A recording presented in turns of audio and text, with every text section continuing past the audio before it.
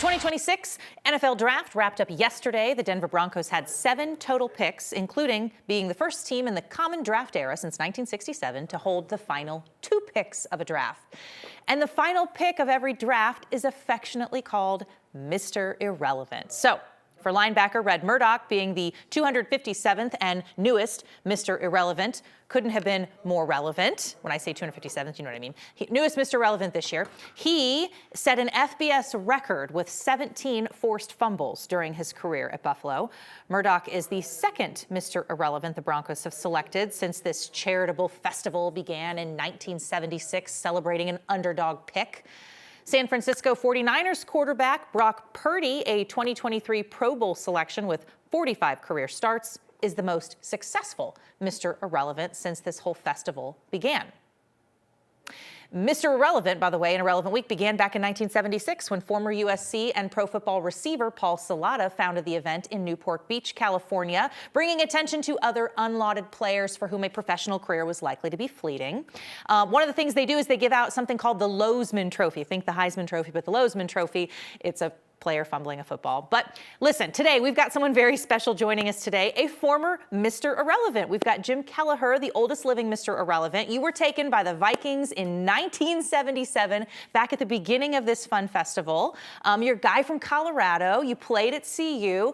Thanks for joining this morning. This is a fun thing, right? We have to have some fun with this and celebrate all the players. Well, I'm happy to be here. We are happy to have you. So, okay, you were drafted as Mr. Irrelevant back in the late 70s. What do you see as like in the beginning and kind of your experience with that in the draft versus what you see today is like they make a really big deal about this particular part of the draft now? Well, there were a lot more rounds in the draft back in the 70s. So, I mean, one of the big differences is just the sheer numbers. So I know recently, since they've moved, I think Irrelevant Week, I'm not sure when it came down to 7 rounds. I think I was in the 15th round. So, you know, the chances of Mr. Irrelevant back then making the team probably isn't as great as it is now. And I think that in the last, 6-7 years, I think there's been a pretty good success rate of guys, making teams, making practice squads, et cetera. So, and Brock Purdy obviously has brought, Irrelevant Week, some more exposure. Yeah. So I think the big difference is for one thing is the quality of the player, because they're 7th round choices, not 14 or 15 round choices. Yeah. Talk a little bit about the pride in being drafted. A little your career. The football wasn't in your cards professionally, but you've stayed in Colorado and built another career. But just being involved in this is pretty cool, right? I mean, I hope people have some lightheartedness and the honor of even being a part of the draft.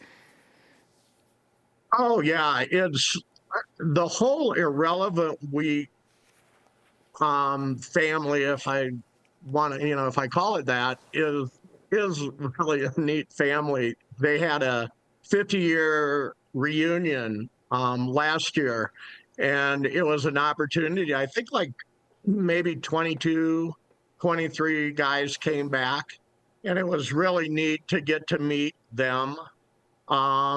And as far as just people being aware of Irrelevant Week, just people out there who aren't even sports nuts or University of Colorado football nuts, who are just aware of what Irrelevant Week is, it's pretty amazing. We're showing a picture right now, by the way, of you with your Lozman Trophy. You still have that thing?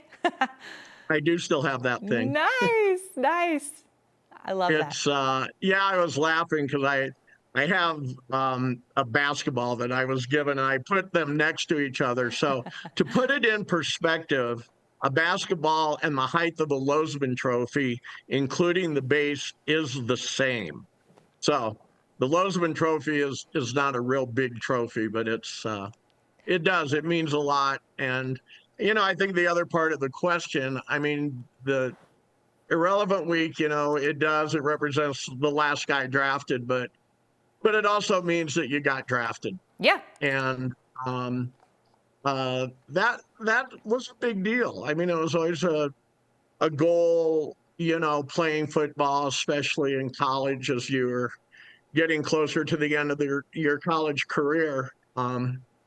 It was good. I mean, I'm proud that I got drafted. I know there's some people out there who find that it's embarrassing, but hey, better late than never. Yeah, no, I think it's definitely a point of pride, and it's always fun to kind of hear from people who have lived that experience of their football career. Jim, thank you so much for joining us this morning, and hopefully there's some fun future for Red as well with the Broncos. So you have a good morning, thanks, and we'll have a go Broncos for all, right? There you go. All right. Yep, we're all Broncos fans. Take care. Thank you. Thank you.